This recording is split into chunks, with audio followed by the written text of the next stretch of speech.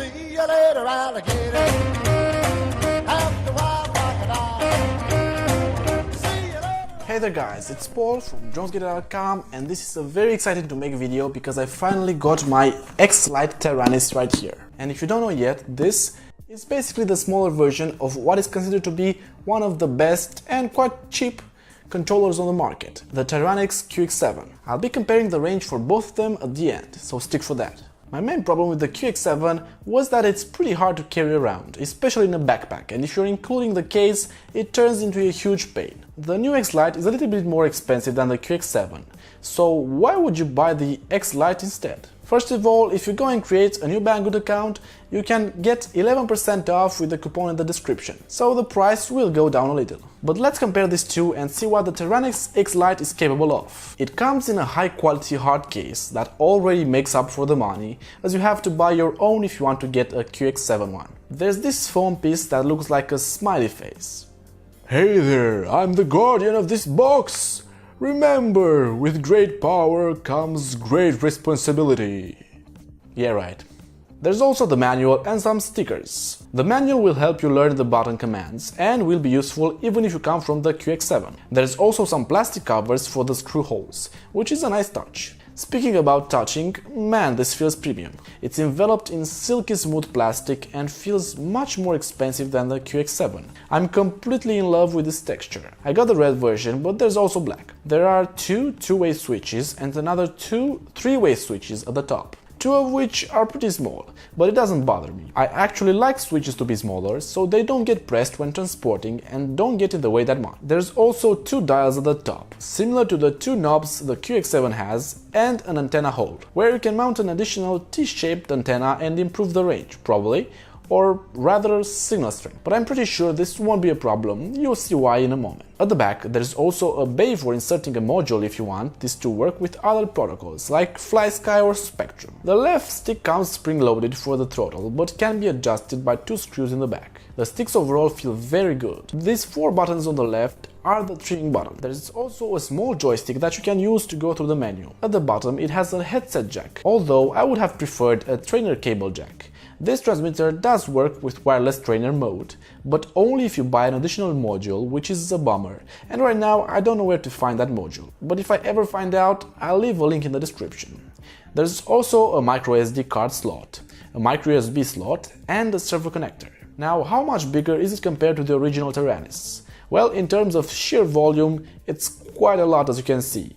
The arms of the Lite makes the size closer to the qx7, but the volume is much smaller, and after the weigh-in, one of them is 721 grams, while the Lite is half that, which makes a lot of difference when you feel them in the hand. But don't get me wrong, the Lite feels very solid. And funny enough, the sticks on the new Lite feel a little bit better than the original X7 ones. And the top cap is not going to destroy your fingers as much as the X7 that still probably has some of my skin on them. An advantage of the qx7 is that you can change them for better ones. Again, the size difference is pretty noticeable.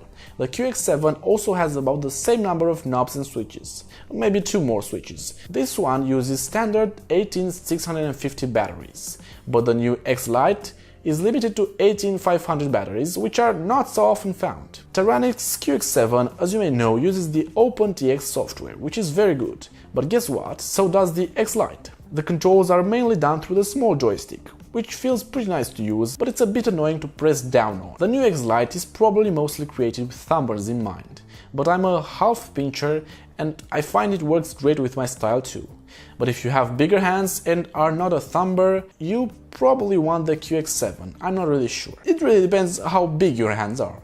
Again, the two transmitters are very similar, but the size makes most of the difference. Just look how the entire box of the Lite is about as big as only the qx7 itself. What about range? I have tried doing a standard range test with the Lite, but I walked for over 500 meters and got out of camera battery, so I decided I'll use the included RSI range test on both the transmitters, so things will be easier. There is a formula to test signal strength without having to go at great distances. This means I can activate this option and each step I take will be equivalent to at least tenfold in reality.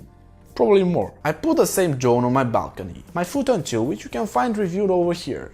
It's a really great drone, probably one of the best specs for the price. When I got outside, I started the RSSI test for the QX7. The bigger the number, the better. I'm getting 0 from time to time. And at this point, I got a clear 0. I'm at the edge of this crosswalk, not far from home. Let's see if I can go a little further. It seems I lose signal when I'm next to the red car, but after I'm going like 2 meters next to the crosswalk, there's signal again. In reality, this probably translates to 1.5 kilometers or something like that. With this test, every single meter counts, so I could make it only next to the red car, barely. Now, let's see the X-Lite signal. I got a 0 when I got to the crosswalk, but it recovered.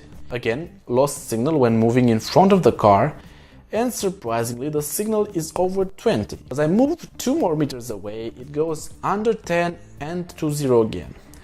I'm about 4 meters away from the car and still got signal, with periodic interruptions. I would consider this to be the maximum range, which surprisingly is about 3 to 4 meters farther than the QX7. And remember, this is exponential, so the range of the new controller is actually better, although it doesn't have an external antenna. I would consider both to have very good range. This test basically shows that you don't really need to worry about the X-Lite range, as it's actually a little better than the QX7, for some reason. This pretty much settled it for me. The new transmitter that I will be using most to fly my drones with will be the new X-Lite from Taranis. It's smaller, it feels good in my hand, and I simply love it. Man, this feels amazing. The only reason you'd want to buy the QX7 is if you want a bigger form factor, maybe because you have very big hands or want to look more impressive. The X-Lite looks a lot like a game controller, and that might make it look like toy grade, but it's definitely not. Please tell me down in the comment if you would be ashamed to pilot with this one, and which one you find more attractive overall. If you think about changing from the QX7 to this one, I think it's a pretty good investment, but that only if you really appreciate the form factor. Don't forget to hit subscribe and the notification bell, because I'll be posting more videos like this, comparisons and a review of the new Mavic 2 and comparing it with the all other Mavics. See ya later, alligator! See you later, alligator.